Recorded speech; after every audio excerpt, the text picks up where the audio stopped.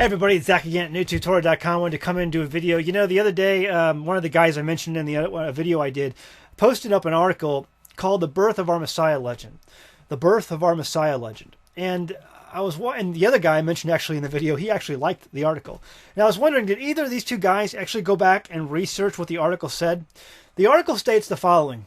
The article states that the book of Luke is the birth story included in the book of Luke is invalid because in the earliest manuscripts there is no account of the birth story. In fact, it says this. I'll read it to you. It says the earliest gospel and its copies possessed no birth story. That's what's in the article as one of its main talking points. The earliest gospel and its copies possessed no birth story. Well, is that true? I mean, can we go back and verify that?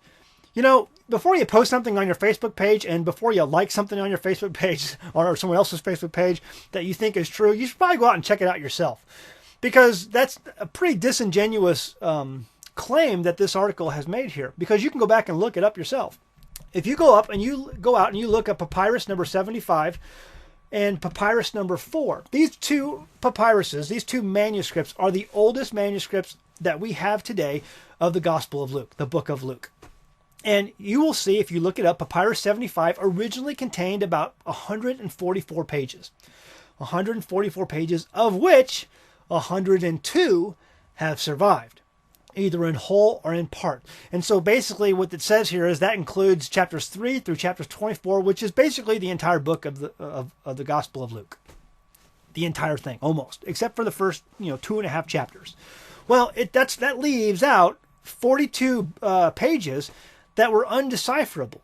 Originally, it contained 144 pages, of which 102 have survived, meaning they were able to be deciphered and translated.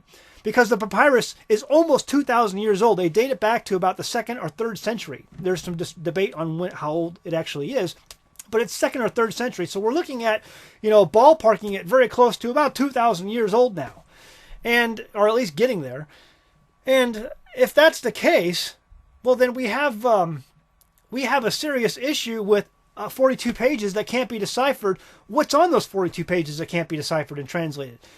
Do you think it might be the birth story? Because later manuscripts that we have of the book of Luke contain the birth story. And here you have the oldest manuscript that doesn't include the birth story, and it's missing pages. We have the pages, they're just undecipherable. It's disingenuous to say that. And see, but the thing is, you got guys out there who post this information and use it as a way to teach others that this Messiah thing, this birth story, this virgin birth, this miracle, and see, that didn't really happen. Yeah, and because the oldest manuscripts don't have that birth story in it. Well, that's actually technically true, but there's 42 pages that they have where they can't decipher it that belong to the oldest manuscript.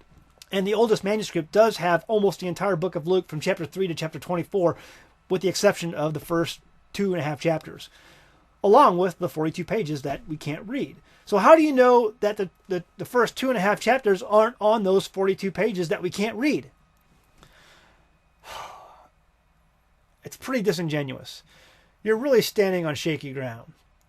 I mean, and you guys are holding to this. You guys are out there pushing this as gospel, pardon the pun, but you're pushing this as truth, and you're not telling the whole story.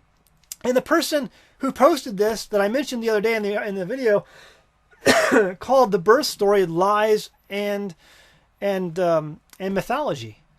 Well, that's pretty strong words for not knowing what's on those 42 pages, because that's the article. The article is basing its entire validity, its entire purpose of the article was basing itself on the earliest manuscript not containing the birth story, when in fact reality is the oldest manuscript has 42 pages that we can't decipher. Wow. Again, the disingenuousness of these people who claim that Yeshua has no valid right to the throne of David. And that's pretty powerful stuff. They better be right. They've already gone out there on public and claiming that they're right. And I just would not want to be with these guys. I don't, because I posted a couple things already. We talked about the genealogies earlier. We're doing the whole Defending Messiah week, and I've talked about the genealogies on my website and shot down their arguments on that. The whole curse of Jeconiah thing has been basically obliterated. And now they're claimed that the oldest manuscript of the book of Luke doesn't hold any birth story. Come on, that's disingenuous. And there are 42 pages in that oldest manuscript that we can't decipher, that where the rest of it does contain chapters 3 through 24, and we can clearly decipher that. What's the chances that that birth story is included on the 42 pages that we can't decipher? We'll leave it at that. Go home, read your Bible. Thanks.